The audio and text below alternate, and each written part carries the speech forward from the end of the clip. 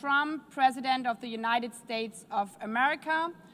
I request protocol to escort His Excellency and invite him to address the Assembly.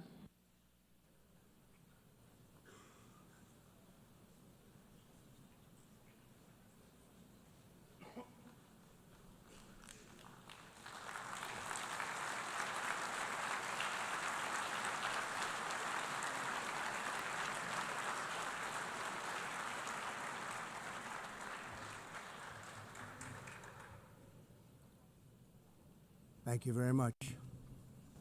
Very much appreciated.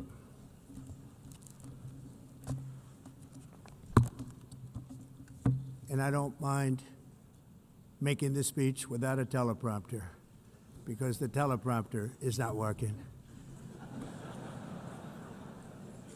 I feel very happy to be up here with you nevertheless, and that way you speak more from the heart. I can only say that whoever's operating this teleprompter is in big trouble.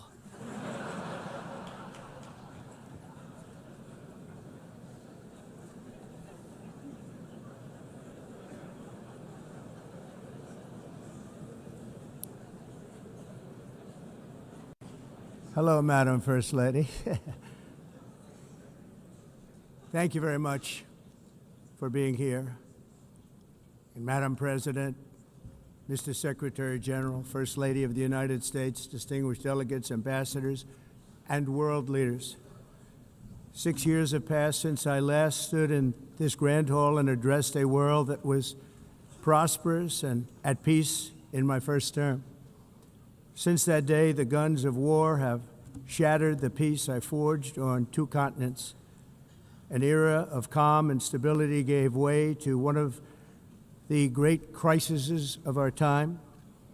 And here in the United States, 4 years of weakness, lawlessness, and radicalism under the last administration delivered our nation into a repeated set of disasters.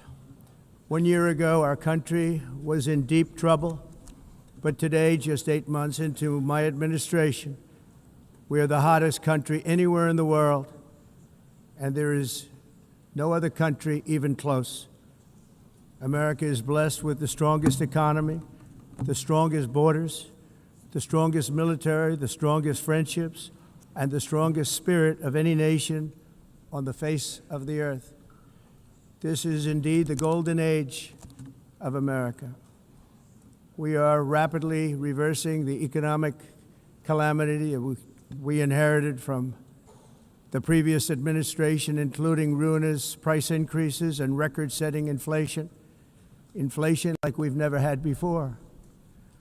Under my leadership, energy costs are down, gasoline prices are down, grocery prices are down, mortgage rates are down, and inflation has been defeated. The only thing that's up is the stock market, which just hit a record high. In fact, it hit a record high 48 times in the last short period of time. Growth is surging, manufacturing is booming. The stock market, as I said, is doing better than it's ever done. And all of you in this room benefit by that, almost everybody. And importantly, workers' wages are rising at the fastest pace in more than 60 years. And that's what it's all about, isn't it? In 4 years of President Biden, we had less than $1 trillion of new investment into the United States. In just 8 months since I took office, we have secured commitments and money already paid for $17 trillion. Think of it, 4 years, less than $1 trillion, 8 months, much more than $17 trillion is being invested in the United States. And it's now pouring in from all parts of the world.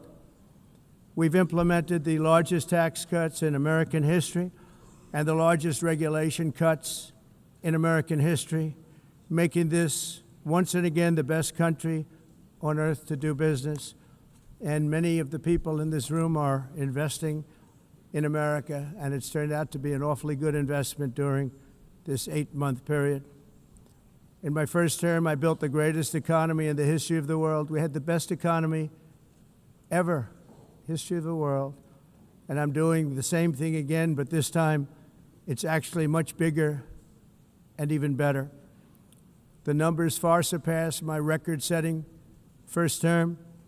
On our southern border, we have successfully repelled a colossal invasion, and for the last 4 months, and that's 4 months in a row, the number of illegal aliens admitted and entering our country has been 0. Hard to believe, because if you look back just a year ago, it was millions and millions of people pouring in from all over the world, from prisons, from mental institutions, drug dealers. All over the world they came. They just poured into our country with the ridiculous open border policy of the Biden administration. Our message is very simple. If you come illegally into the United States, you're going to jail, or you're going back to where you came from, or perhaps even further than that. You know what that means. I want to thank the country of El Salvador for the successful and professional job they've done in receiving and jailing so many criminals that entered our country. And it was under the previous administration that the number became record-setting, and they're all being taken out. We have no choice. And other countries have no choice, because other countries are in the exact same situation with immigration. It's destroying your country, and you have to do something about it. On the world stage, America is respected again like it has never been respected before. You think about 2 years ago, 3 years ago, 4 years ago, or 1 year ago, we were a laughingstock all over the world. At the NATO summit in June, virtually all NATO members formally committed to increase defense spending at my request from 2% to 5% of GDP, making our alliance far stronger and more powerful than it was ever before. In May, I traveled to the Middle East to visit my friends and rebuild our partnerships in the Gulf and those valued relationships with Saudi Arabia, Qatar, and the UAE, and other countries are now, I believe, closer than ever before. My administration has negotiated one historic trade deal after another, including with the United Kingdom, the European Union, Japan, South Korea, Vietnam, Indonesia, the Philippines, Malaysia, and many, many others. Likewise, in a period of just 7 months, I have ended 7 unendable wars. They said they were unendable. You're never going to get them solved. Some were going for 31 years, 2 of them, 31, think of it, 31 years. One was 36 years. One was 28 years. I ended 7 wars. And in all cases, they were raging with countless thousands of people being killed. This includes Cambodia and Thailand, Kosovo and Serbia, the Congo and Rwanda, a vicious, violent war that was, Pakistan and India, Israel and Iran, Egypt and Ethiopia, and Armenia and Azerbaijan. It included all of them. No president or prime minister, and for that matter, no other country has ever done anything close to that. And I did it in just 7 months. It's never happened before. There's never been anything like that. I'm very honored to have done it. It's too bad that I had to do these things instead of the United Nations doing them. And sadly, in all cases, the United Nations did not even try to help in any of them. I ended 7 wars, dealt with the leaders of each and every one of these countries, and never even received a phone call from the United Nations offering to help in finalizing the deal. All I got from the United Nations was an escalator that on the way up stopped right in the middle. If the First Lady wasn't in great shape, she would have fallen, but she's in great shape. We're both in good shape. We both stood. And then a teleprompter that didn't work. These are the two things I got from the United Nations, a bad escalator and a bad teleprompter. Thank you very much. And by the way, it's working now. It just went on. Thank you. I think I should just do it the other way. It's easier. Thank you very much. I didn't think of it at the time because I was too busy working to save millions of lives. That is the saving and stopping of these wars. But later I realized that the United Nations wasn't there for us. They weren't there. I thought of it really after the fact, not during these negotiations, which were not easy. That being the case, what is the purpose of the United Nations? The UN has such tremendous potential. I've always said it. It has such tremendous, tremendous potential, but it's not even coming close to living up to that potential. For the most part, at least for now, all they seem to do is write a really strongly worded letter and then never follow that letter up. It's empty words, and empty words don't solve war. The only thing that solves war and wars is action. Now, after ending all of these wars and also earlier negotiating the Abraham Accords, which is a very big thing for which our country received no credit, never receives credit. Everyone says that I should get the Nobel Peace Prize for each one of these achievements. But for me, the real prize will be the sons and daughters who live to grow up with their mothers and fathers, because millions of people are no longer being killed in endless and unglorious wars. What I care about is not winning prizes, it's saving lives. We saved millions and millions of lives with the 7 wars. And we have others that we're working on, and you know that. Many years ago, a very successful real estate developer in New York, known as Donald J. Trump, I bid on the renovation and rebuilding of this very United Nations complex. I remember it so well. I said at the time that I would do it for $500 million, rebuilding everything. It would be beautiful. I used to talk about, I'm going to give you marble floors. They're going to give you terrazzo. I'm going to give you the best of everything. You're going to have mahogany walls. They're going to give you plastic. But they decided to go in another direction, which was much more expensive at the time, and which actually produced a far inferior product. And I realized that they did not know what they were doing when it came to construction, and that their building concepts were so wrong, and the product that they were proposing to build was so bad and so costly. It was going to cost them a fortune. And I said, and wait till you see the overruns. Well, I turned out to be right. They had massive cost overruns and spent between $2 and $4 billion on the building and did not even get the marble floors that I promised them. You walk on terrazzo. Do you notice that? As far as I'm concerned, frankly, looking at the building and getting stuck on the escalator, they still haven't finished the job. They still haven't finished. That was years ago. The project was so corrupt that Congress actually asked me to testify before them on the tremendous waste of money, because it turned out that they had no idea what it was, but they knew it was anywhere between $2 and $4 billion as opposed to $500 million with a guarantee. But they had no idea, and I said it cost much more than $5 billion. Unfortunately, many things in the United Nations are happening just like that, but on an even much bigger scale, much, much bigger. Very sad to see. Whether the UN can manage to play a productive role, I've come here today to offer the hand of American leadership and friendship to any nation in this assembly that is willing to join us in forging a safer, more prosperous world.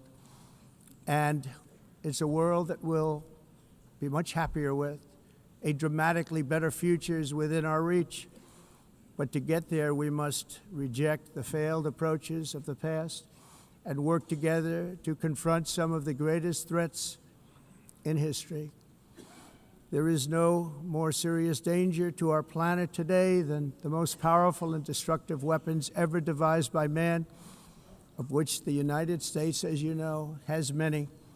Just as I did in my first term, I've made containing these threats a top priority, starting with the nation of Iran. My position is very simple. The world's #1 sponsor of terror can never be allowed to possess the most dangerous weapon. That's why, shortly after taking office, I sent the so-called Supreme Leader a letter making a generous offer. I extended a pledge of full cooperation in exchange for a suspension of Iran's nuclear program. The regime's answer was to continue their constant threats to their neighbors and U.S. interests throughout the region and some great countries that are right nearby. Today, many of Iran's former military commanders, in fact, I can say almost all of them, are no longer with us. They're dead. And 3 months ago, in Operation Midnight Hammer, 7 American B-2 bombers dropped the 14 30,000-pound each bombs on Iran's key nuclear facilities, totally obliterating everything. No other country on earth could have done what we did. No other country has the equipment to do what we did. We have the greatest weapons on earth. We hate to use them. But we did something that for 22 years people wanted to do. With Iran's nuclear enrichment capacity demolished, I immediately brokered an end to the 12-day war, as it's called, between Israel and Iran, with both sides agreeing to fight no longer. As everyone knows, I have also been deeply engaged in seeking a ceasefire in Gaza. Have to get that done. Have to get it done. Unfortunately, Hamas has repeatedly rejected reasonable offers to make peace. We can't forget October 7th, can we? Now, as if to encourage continued conflict, some of this body is seeking to unilaterally recognize a Palestinian state. The rewards would be too great for Hamas terrorists for their atrocities. This would be a reward for these horrible atrocities, including October 7th, even while they refuse to release the hostages or accept a ceasefire. Instead of giving to Hamas and giving so much, because they've taken so much, they have taken so much. This could have been solved so long ago. But instead of giving in to Hamas's ransom demands, those who want peace should be united with one message: release the hostages now. Just release the hostages now. Thank you.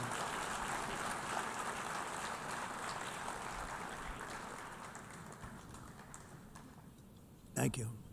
As we have got to come together, and we will come together, got to get it done.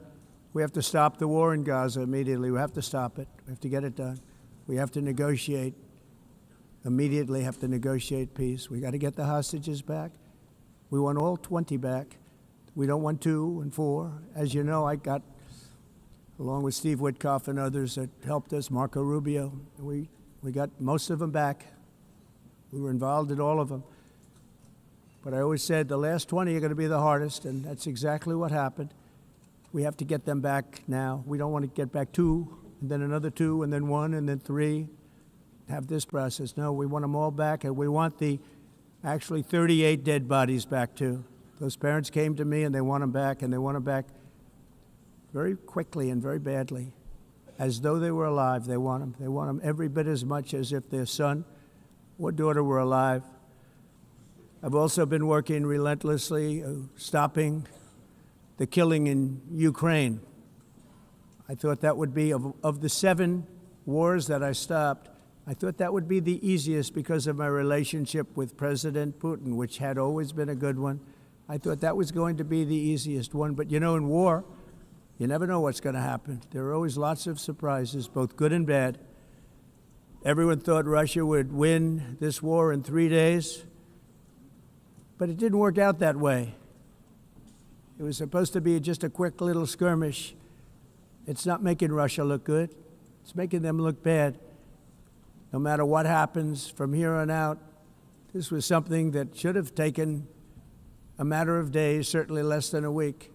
And they've been fighting for 3.5 years and killing anywhere from 5,000 to 7,000 young soldiers, mostly soldiers, on both sides, every single week, from 5,000 to 7,000 dead young people, and some in cities, much smaller numbers, where rockets are shot, where drones are dropped. This war would never have started if I were president. This was a war that should have never happened. It shows you what leadership is, what bad leadership can do to a country. Look what happened to the United States, and look where we are right now in just a short period of time. The only question now is how many more lives will be needlessly lost on both sides. China and India are the primary funders of the ongoing war by continuing to purchase Russian oil. But inexcusably, even NATO countries have not cut off much Russian energy and Russian energy products, which, as you know, I found out about 2 weeks ago, and I wasn't happy. Think of it. They're funding the war against themselves. Who the hell ever heard of that one?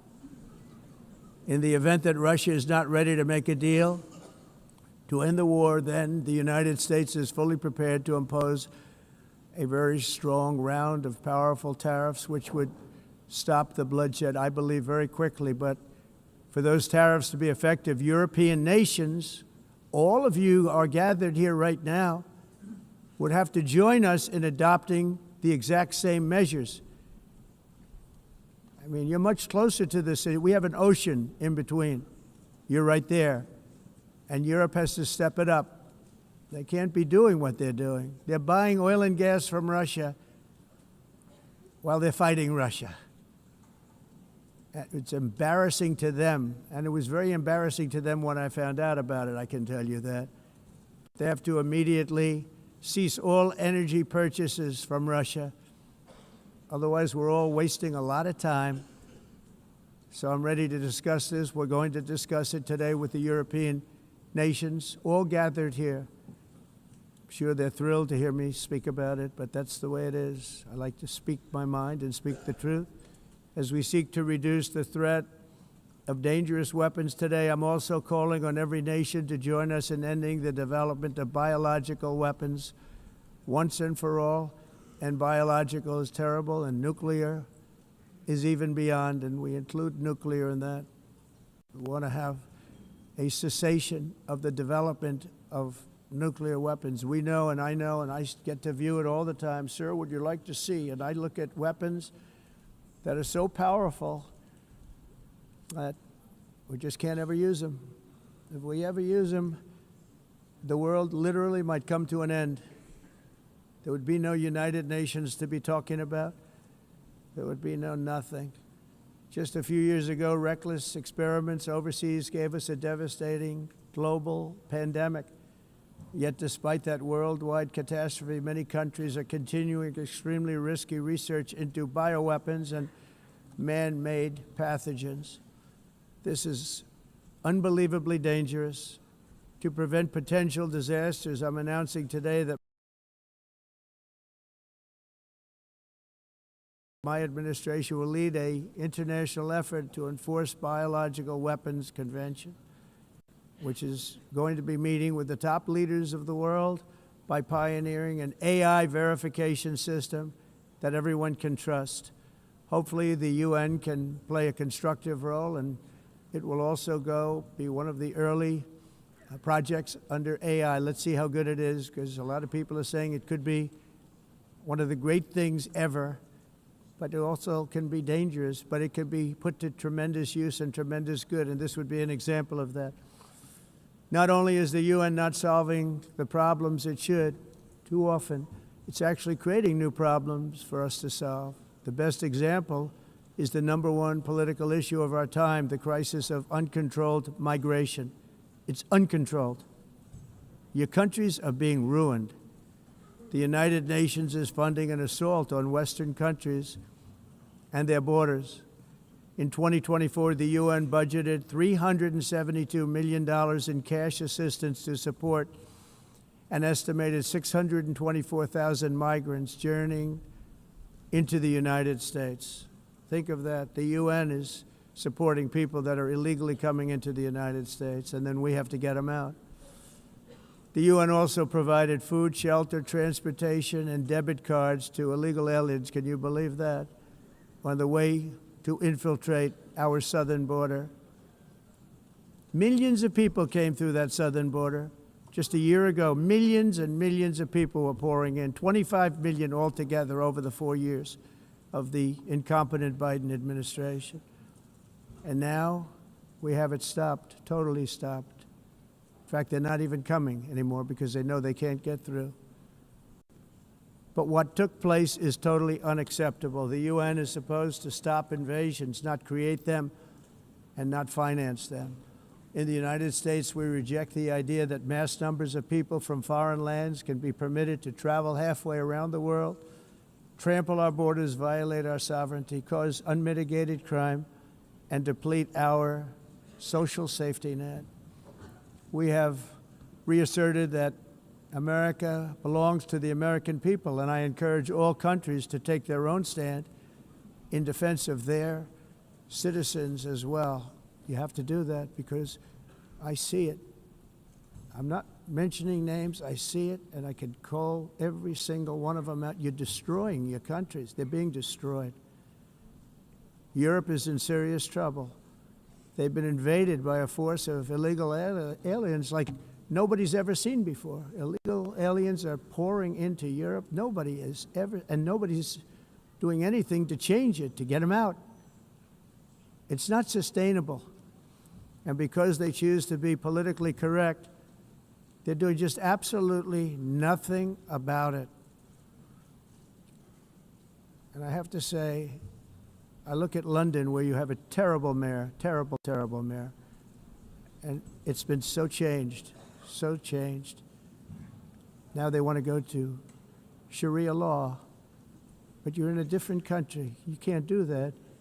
Both the immigration and their suicidal energy ideas will be the death of Western Europe if something is not done immediately. This cannot be sustained.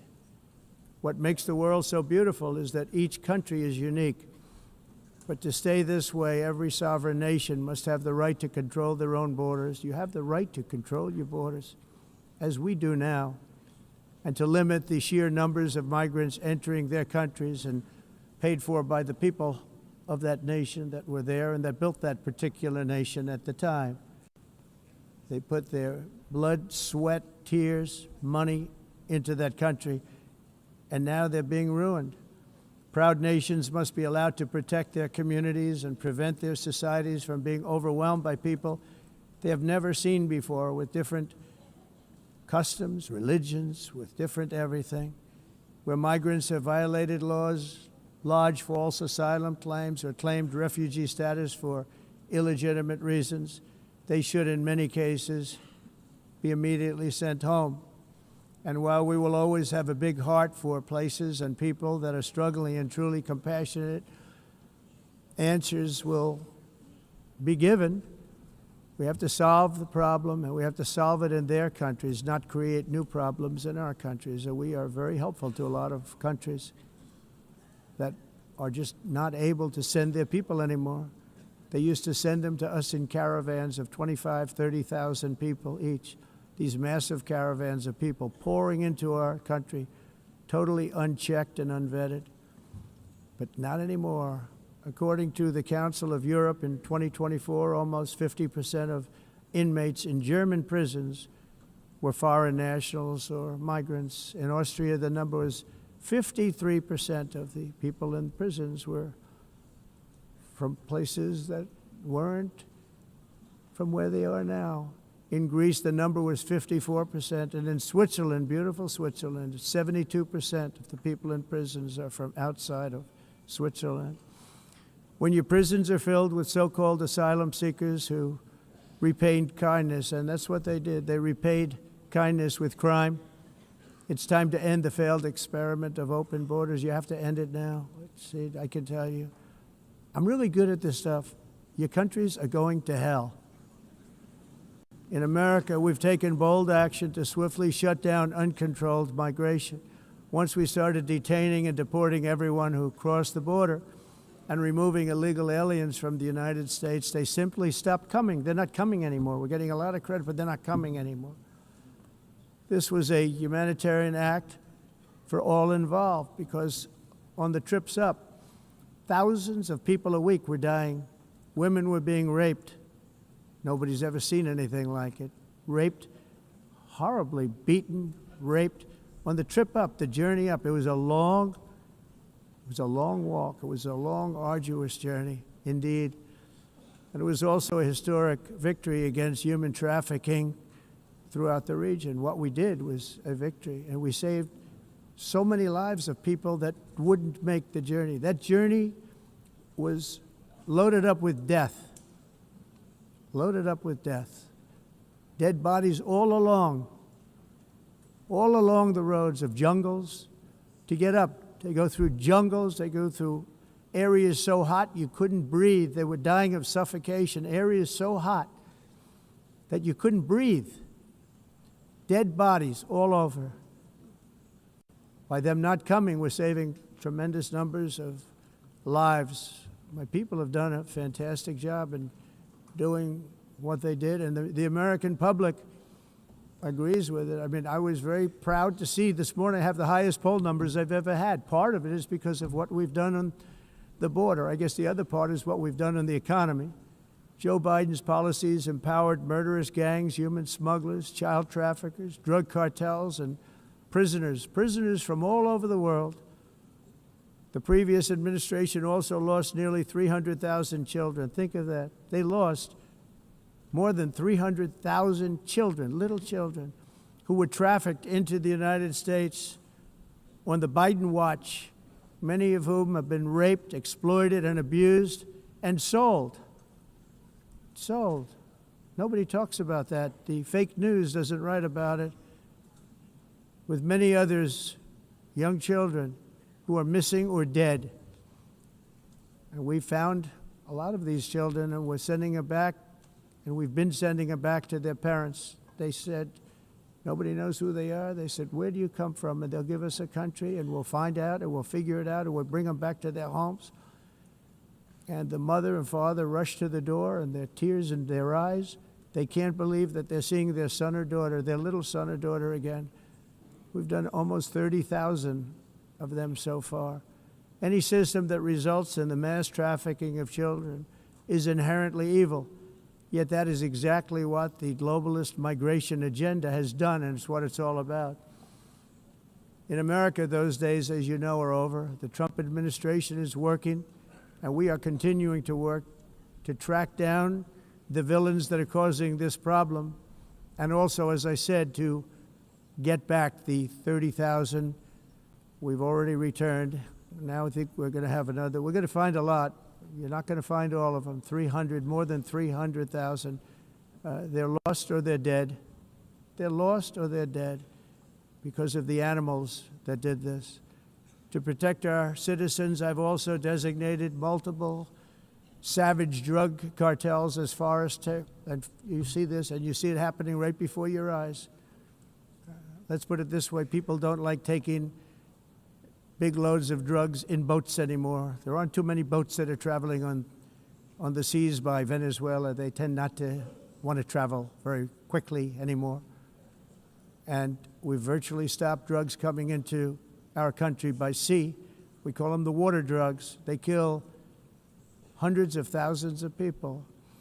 I've also designated multiple savage drug cartels as far as foreign terrorist organizations, along with two bloodthirsty transnational gangs, probably the worst gangs anywhere in the world, MS-13 and Tren de Aragua.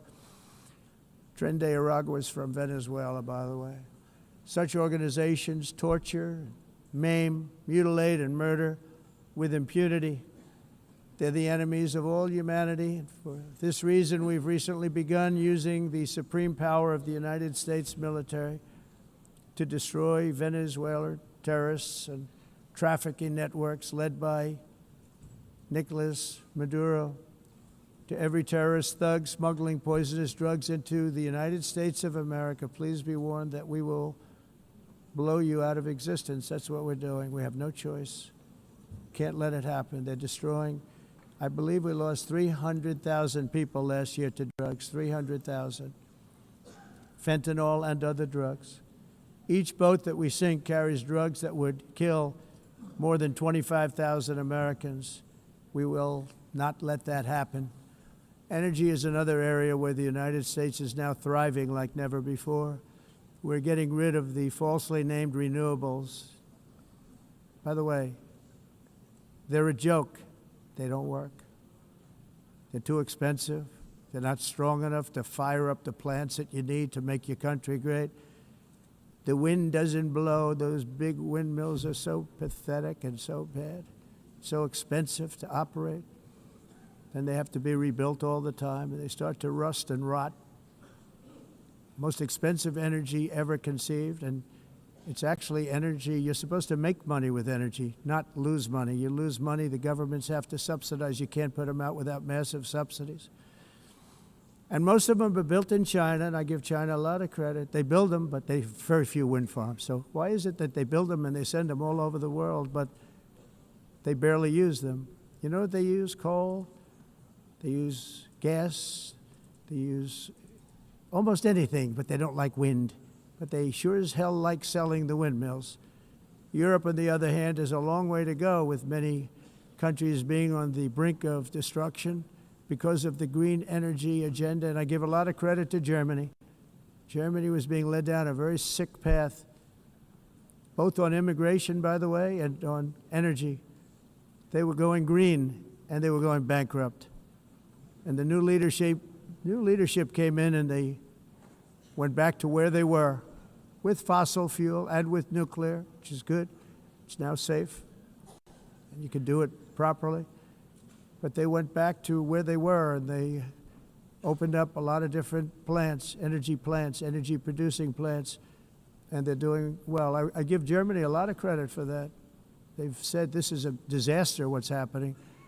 They were going all green. All green is all bankrupt.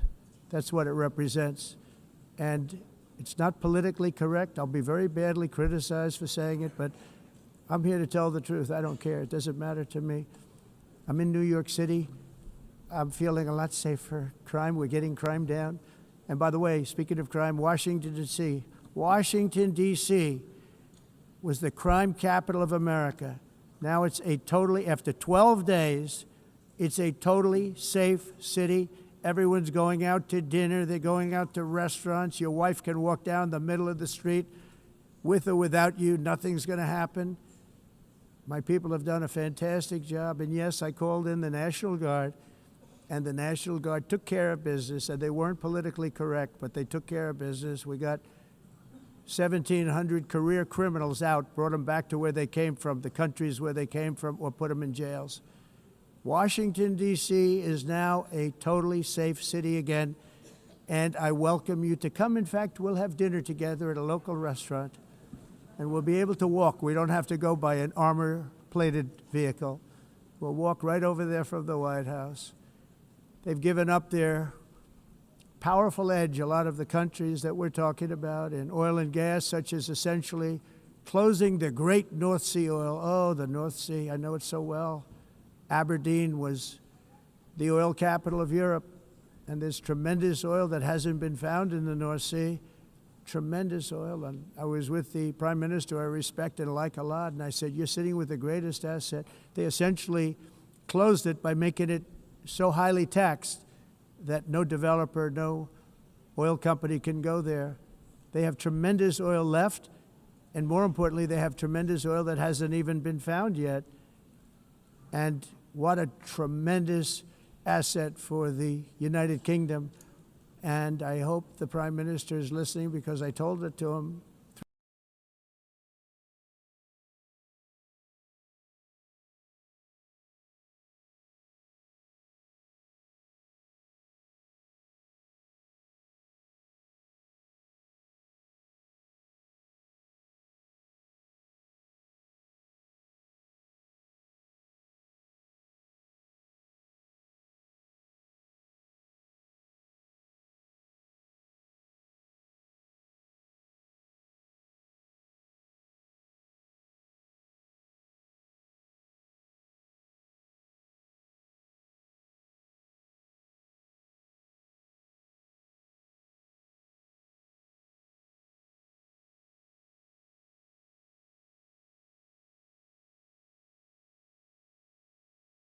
3 days in a row, that's all he heard.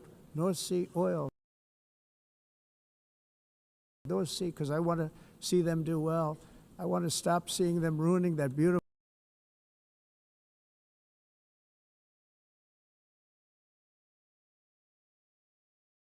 Scottish and English countryside with windmills and massive solar panels that go 7 miles by 7 miles, taking away farmland.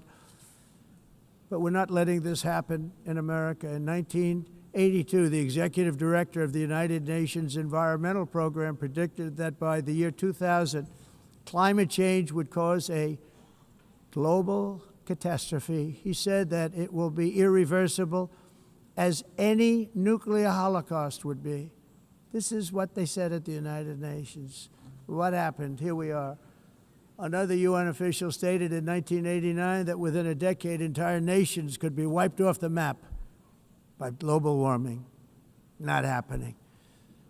You know, it used to be global cooling. If you look back years ago in the 1920s and the 1930s, they said, global cooling will kill the world.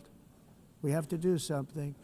Then they said global warming will kill the world, but then it started getting cooler, so now they could just call it climate change, because that way they can't miss. It's climate change, because if it goes higher or lower, whatever the hell happens, there's climate change. It's the greatest con job ever perpetrated on the world, in my opinion. Climate change, no matter what happens, you're involved in that. No more global warming, no more global cooling. All of these predictions made by the United Nations and many others, often for bad reasons, were wrong. They were made by stupid people that have cost their countries fortunes and given those same countries no chance for success. If you don't get away from this green scam, your country is going to fail. And I'm really good at predicting things, you know. They actually said during the campaign they had a hat, the best-selling hat. Trump was right about everything. And I don't say that in a braggadocious way, but it's true. I've been right about everything. And I'm telling you that if you don't get away from the green energy scam, your country is going to fail. And if you don't stop people that you've never seen before, that you have nothing in common with, your country is going to fail. I'm the President of the United States, but I worry about Europe. I love Europe. I love the people of Europe. And I hate to see it being devastated by energy and immigration. This double-tailed monster destroys everything in its wake, and they cannot let that happen any longer. You're doing it because you want to be nice. You want to be politically correct, and you're destroying your heritage. They must take control strongly and immediately of the unmitigated immigration disaster and the fake energy catastrophe before it's too late. The carbon footprint is a hoax made up by people with evil intentions, and they're heading down a path of total destruction. You know, the carbon footprint was a big, big thing a few years ago. I remember hearing about the carbon footprint, and then President Obama would get into Air Force One, a massive Boeing 747, and not a new one, an old one with old engines that spew everything into the atmosphere. He'd talk about the carbon footprint, we must do so. Then he'd get in and he'd fly from Washington to Hawaii to play a round of golf. And then he'd get back onto that big, beautiful plane and he'd fly back and he'd talk about, again, global warming and the carbon footprint. It's a con job. At extreme cost and expense, Europe reduced its own carbon footprint by 37%. Think of that. Congratulations, Europe. Great job. You cost yourself a lot of jobs, a lot of factories closed, but you reduced the carbon footprint by 37%. However, for all of that sacrifice and much more, it's been totally wiped out and then some by a global increase of 54%. Much of it coming from China and other countries that are thriving around China, which now produces more CO2 than all the other developed nations in the world. So all of these countries are working so hard on the carbon footprint, which is nonsense, by the way. It's nonsense. You know, it's interesting.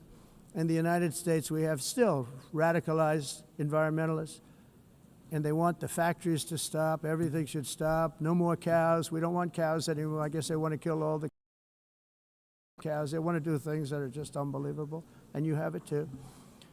But you know, we have a border, strong, and we have a shape, and that shape doesn't just go straight up. That shape is amorphous when it comes to the atmosphere. And if we had the most clean air, and I think we do, we have very clean air. We have the cleanest air we've had in many, many years. But the problem is that other countries, like China, which has air that's a little bit rough, it blows. And no matter what you're doing down here, the air up here tends to get very dirty because it comes in from other countries where their air isn't so clean. And the environmentalists refuse to acknowledge that. Same thing with garbage. In Asia, they dump much of their garbage right into the ocean. And over about a 1 week and 2 week journey, it flows right past Los Angeles. You've seen it.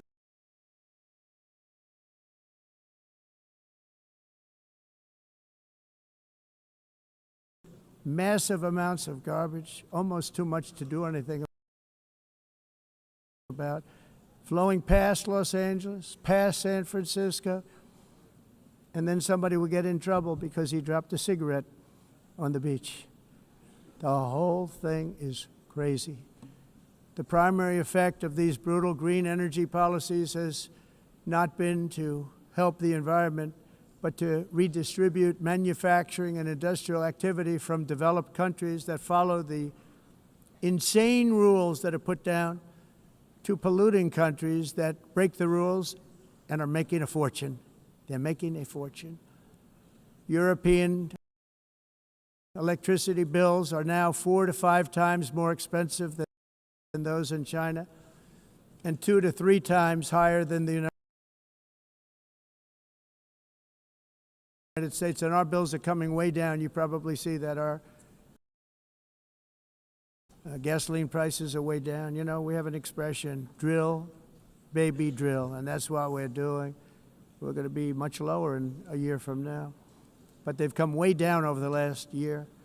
As a result, every air conditioner is like very uncommon to see one in some of these countries because the electric costs are so high.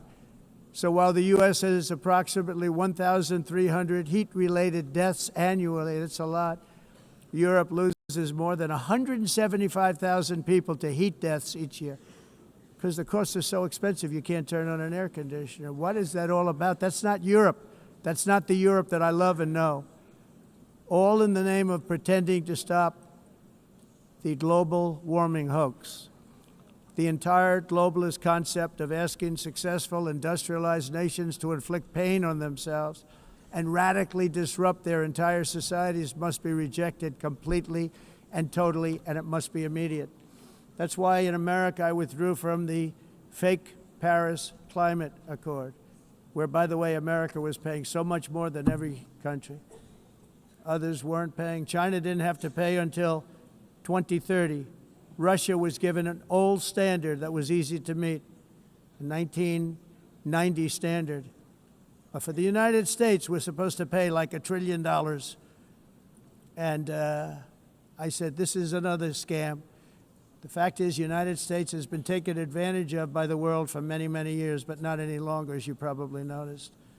I unleashed massive energy production and signed historic executive orders to hunt for oil, but we don't have to do much hunting because we have the most oil of any nation anywhere, oil and gas in the world. And if you add coal, we have the most of any nation in the world. Clean, I call it clean, beautiful coal. You can do things today with coal that you couldn't have done 10 years ago, 15 years.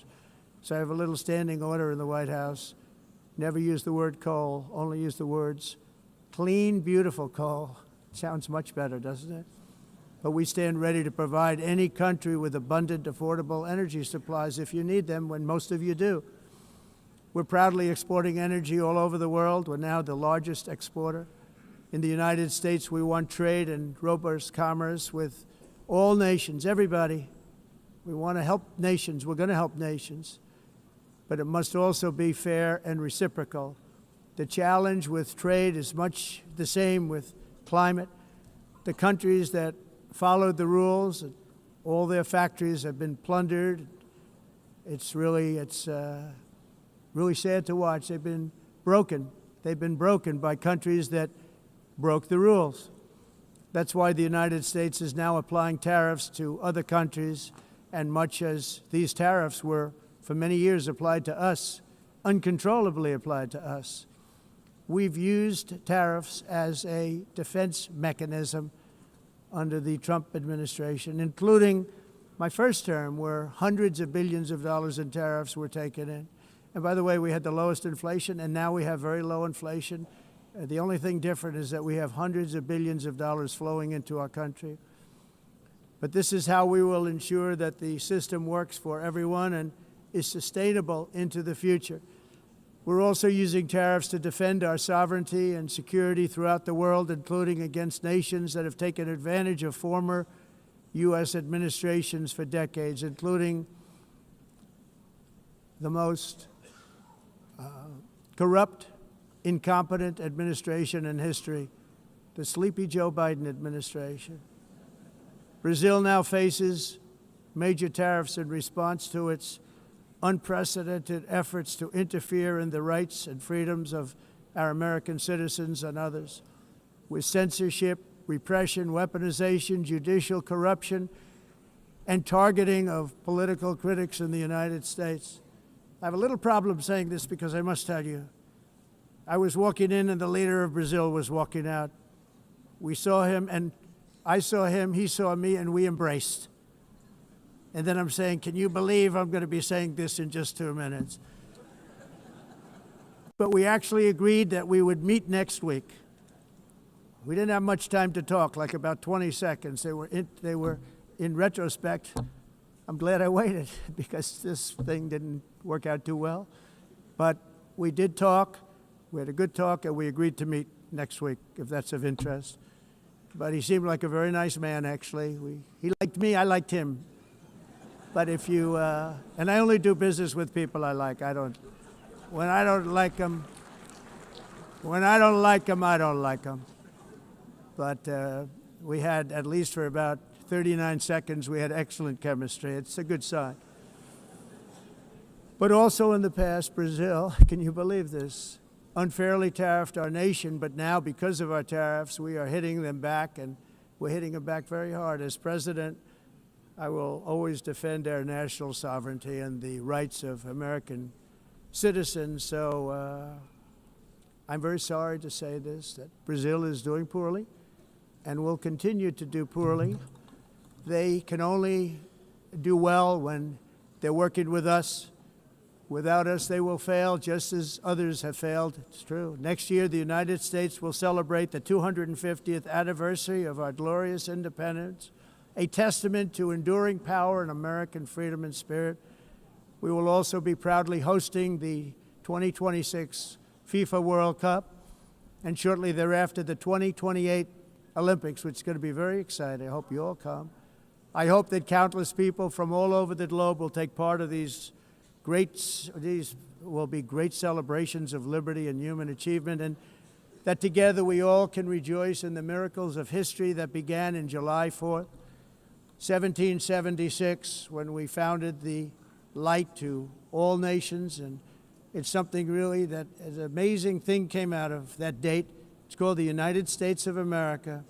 In honor of this momentous anniversary, I hope that all countries who find inspiration in our example will join us in renewing our commitment, values, and those values, really, that we hold so dear together. Let us defend free speech and free expression. Let us protect religious liberty, including for the most persecuted religion on the planet today. It's called Christianity. And let us safeguard our sovereignty and cherish qualities that have made each of our nations so special, incredible, and extraordinary. In closing, I just want to repeat that immigration and the high cost of so-called green renewable energy is destroying a large part of the free world and a large part of our planet. Countries that cherish freedom are fading fast because of their policies on these two subjects. You need strong borders and traditional energy sources if you are going to be great again.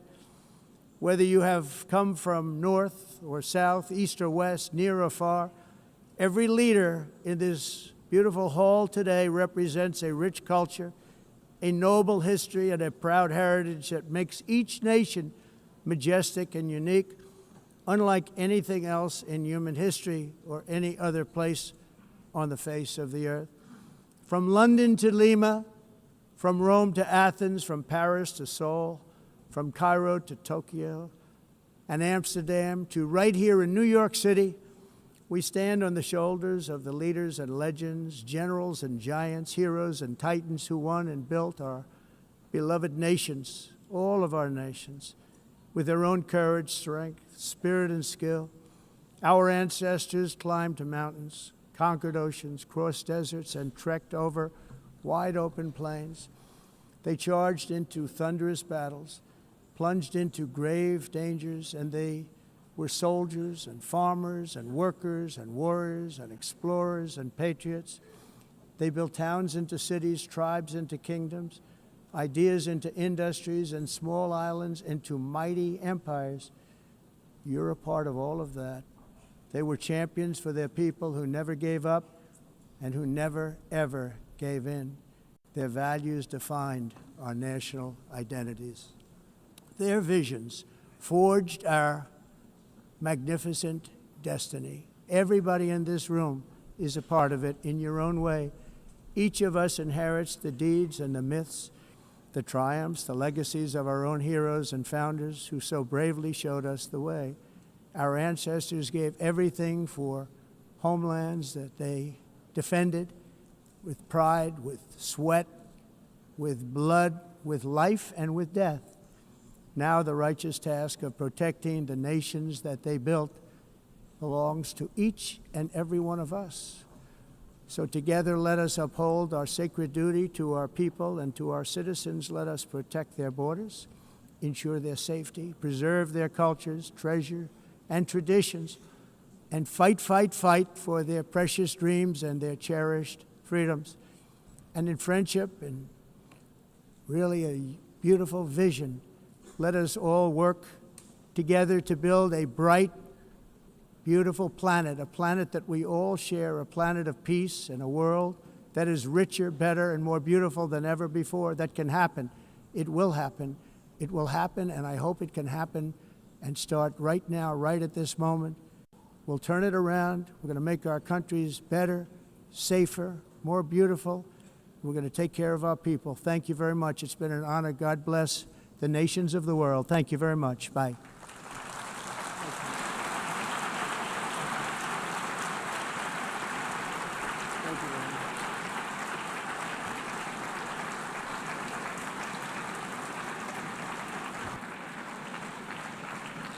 On behalf of the Assembly, I wish to thank the President of the United States,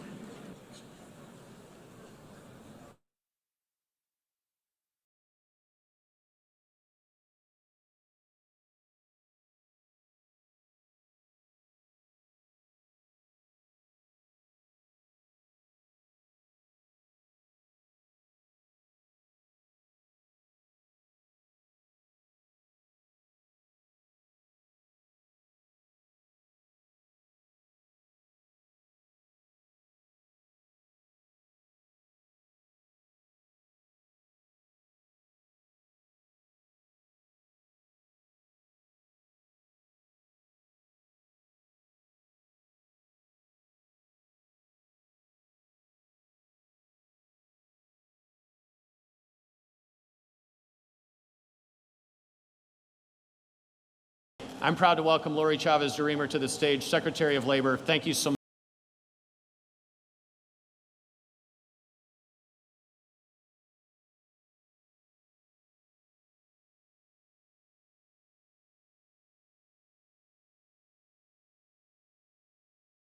Thank you, Tom, for that kind introduction. You're doing great at representing your district here in Michigan, and I'm honored to be with you and the Vice President today at Hatch Stamping. That's right. Give her a hand.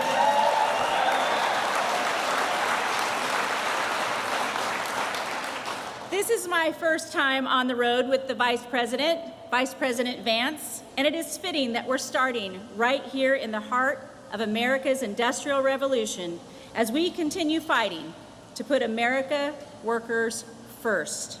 With close ties to businesses and unions, I was thought by some to be an unconventional pick to serve as the Labor Secretary in a Republican administration. But President Trump and Vice President Vance ignited a historic coalition, and they wanted someone who could bring everyone to the table and listen to the voices of the forgotten working class. No one understands this better than the Vice President, and I am grateful that he and the President trusted me to serve as your 30th Secretary of Labor. I'm proud to deliver this message. The golden age of America is here.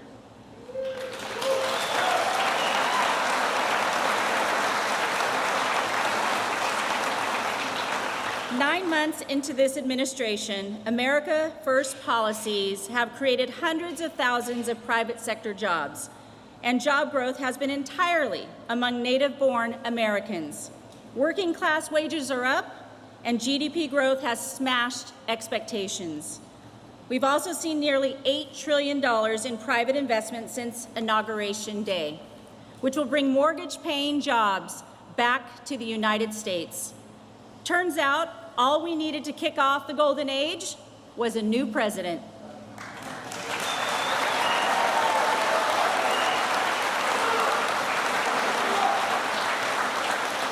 We have a master negotiator in the Oval Office who is putting American interests first again. President Trump has been striking new trade deals to restore our nation as the world's manufacturing superpower. Time and again, this administration has proven its commitment to putting American